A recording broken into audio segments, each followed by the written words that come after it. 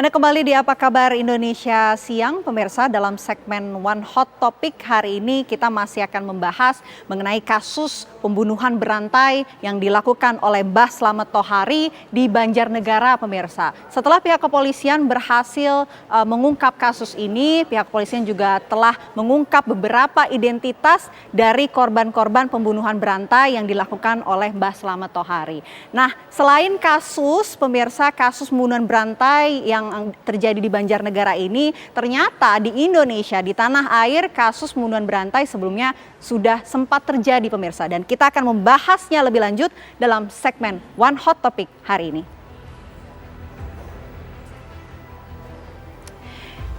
Ya, pemirsa, perbuatan yang dilakukan oleh Slamet Tohari alias Mbah Slamet sungguh di luar perikemanusiaan. Dengan dalih akan menggandakan uang 12 nyawa melayang di tangan pria berusia 45 tahun tersebut. Sebelum menjadi pelaku utama pembunuhan berantai dengan modus penggandaan uang, Mbah Slamet merupakan residivis kasus uang palsu. Polisi menyebutkan warga desa Balun, Wanajaya, Banjarnegara tersebut telah 2 kali terjerat kasus peredaran uang palsu. Slamet Tohari diketahui menggunakan modus, pemirsa, sebagai dukun pengganda uang. Ia melakukan aksinya dengan iming-iming mampu menggandakan uang dari korban menjadi uang senilai 5 miliar rupiah. Sang dukun ternyata beraksi tidak sendiri, ia dibantu oleh tangan kanannya BS untuk menawarkan jasa penggandaan uang di media sosial Facebook. Sudah sejak tahun 2020, Tohari melakukan aksi tipu-tipu tersebut bersama rekannya BS. Dan sebelum terjadi pembunuhan, Mbah Slamet membujuk para korbannya untuk mengikuti ritual agar uang bisa tergandakan. Seperti yang dialami oleh korban Parianto, korban terakhir Mbah Slamet warga Sukabumi ini, pemirsa, pada hari Kamis tanggal 23 Maret 2023, Parianto dan Mbah Slamet melakukan ritual di sebuah kamar hotel. Warga Sukabumi itu diminta minum minuman kemasan yang telah dicampur obat tidur. Apabila tahan kantuk, maka uang 5 miliar tersebut akan datang. Namun dini hari korban tidak dapat menahan kantuk dan pada akhirnya tertidur. Ketika korban tertidur, Tohari kemudian menyatakan ritual tersebut telah gagal. Dan keesokan harinya Mbah Slamet menawarkan untuk kembali melakukan ritual di hutan desa Balun. Dan pada saat itu, pemirsa, minuman yang diminum korban bukan hanya dicampur oleh obat tidur oleh pelaku, namun juga potas. Alhasil korban langsung meninggal di tempat. Ya, pemirsa, dan untuk mengetahui perkembangan dari kasus dukun penggandaan uang di Banjarnegara ini, kami sudah terhubung dengan rekan kami, Budi Zulkifli. Selamat siang, Budi. Ada informasi terbaru apa dari sana?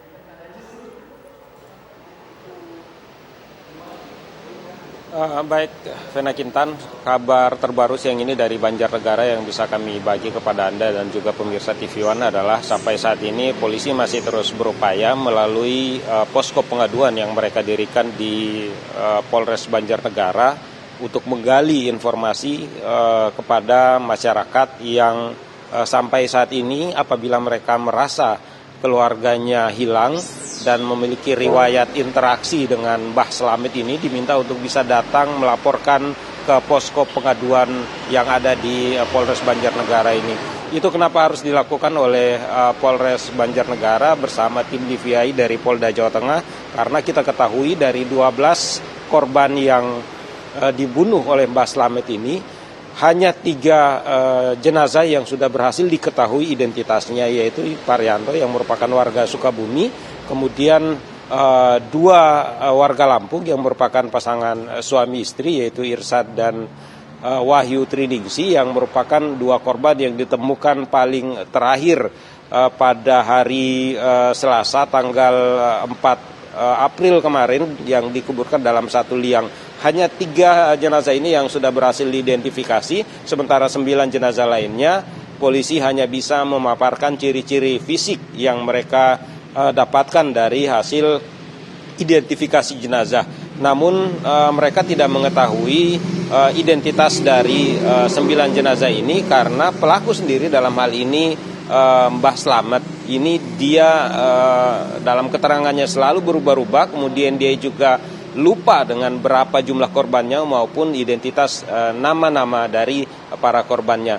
Dari pantauan kami di posko ini sejak kemarin sampai hari ini, kalau tidak salah dalam hitungan kami ada sekitar 16 anggota keluarga yang datang melaporkan ke posko di sini tentang anggota keluarga mereka yang hilang. Itu tahun hilangnya bervariasi, ada yang bahkan melaporkan hilang sejak tahun 2011, dan menurut pengakuan mereka yang datang ke sini, mereka mengatakan bahwa anggota keluarga mereka yang hilang ini punya riwayat interaksi dengan Slamet Tohari alias Mbah Slamet ini.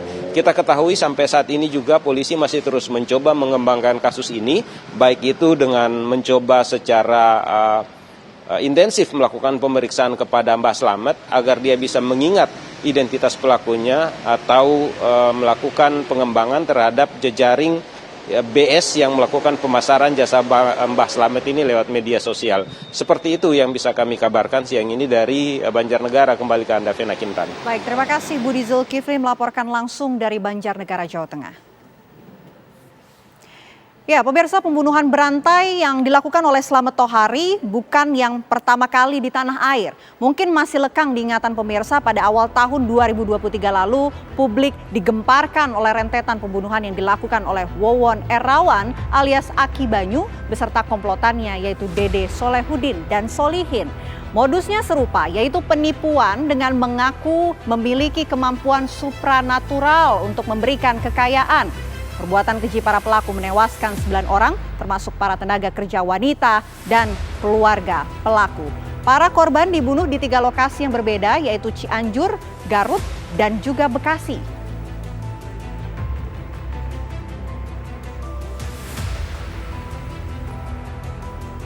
Sosoknya yang renta membuat banyak orang seolah tak percaya bahwa pria berjuluk Aki Banyu ini merupakan otak di balik pembunuhan berantai yang memakan korban 9 orang. Berikut kami hadirkan kisahnya.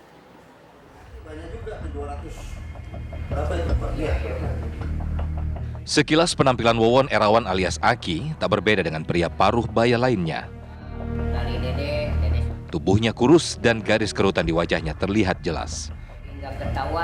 Tak ada yang menyangka, pria berusia 60 tahun, warga kampung Babakan Mande, Cianjur, Jawa Barat ini adalah pelaku utama pembunuhan berantai terhadap 9 korbannya. Tak hanya 9 orang yang telah dibunuhnya, Wawon ternyata sudah mempunyai target selanjutnya. Tak tanggung-tanggung, ada 7 tenaga kerja wanita yang sudah direncanakan akan dihabisinya. Wawon mengenal para calon korban melalui adik iparnya bernama Yeni, yang juga termasuk target selanjutnya. Wawon mengaku memilih TKW sebagai korban karena dianggap mudah dikelabui dengan modus penggandaan uang. Ada target korban lain? Ya pasti ada, Bu. Udah ada? Iya. Siapa? Ya yang belum korban yang masih di sana, yang belum pulang. Iya, kenalan korban-korban itu waktu dulu aku disampaikan sama namanya Yeni gitu. Kata aku kan yang dikasih gambaran waktu dulu pertama Yeni, terus kedua Siti gitu. Sama Yeni itu adik ipar saya gitu. Dikasih gambaran sama dia, kalau misalnya nanti kamu punya teman TKW ya bawa aja sama saya gitu.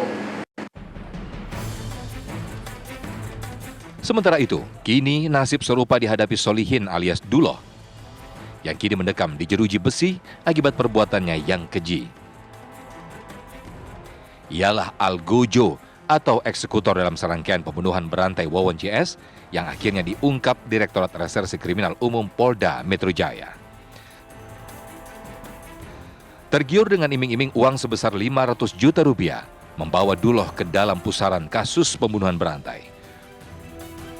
Pembunuhan demi pembunuhan dilakukan Duloh. Perintah itu berasal dari sosok sakti Aki Banyu yang belakangan diketahui merupakan Wawon. 7 dari 9 korban dieksekusi oleh Duloh dengan cara diracun hingga dicekik.